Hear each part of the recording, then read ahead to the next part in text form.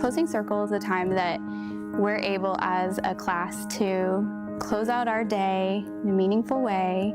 We'll do one little social emotional thing that's super fast, like talk about something we're grateful for. We might shake hands around the circle and say goodbye. Today we did a book recommendation, so something that kind of ties into what we've been doing that day and ties it all together. We do our breathing and then we're out the door.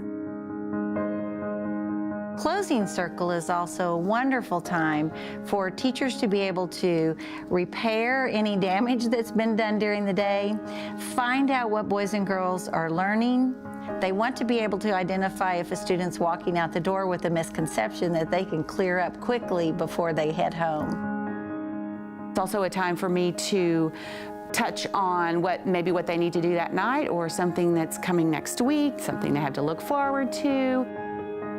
And we know here at Momentous that relationships are critical to academic achievement. And when you are in a space that you feel cared for, you feel open to make mistakes. You feel open to take risks.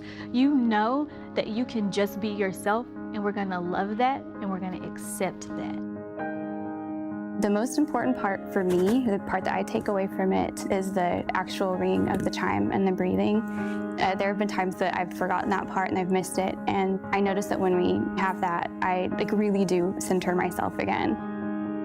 And we usually share gratitude. That's our go-to. I like that it takes the kids back to that place of no matter what has happened today, it's over, and we're focusing on something that we're grateful for or something that we're looking forward to.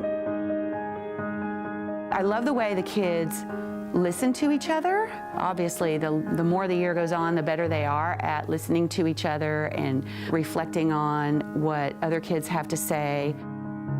We usually pass something so that whoever is holding whatever it is that we're passing, they have the floor. They're the ones that are allowed to speak at that time, and they can pretty much reflect and say whatever they like, and then they pass it to the next person. When kids leave my classroom, I want them to know that they were loved and they were cared for, and they have a voice that matters, and that it's worth sharing. I know time is of the essence, but ending in a positive note just builds relationships and trust, and you just get so much more bang for your buck when you have great relationships with your kids. Everybody leaves more like a cohesive unit.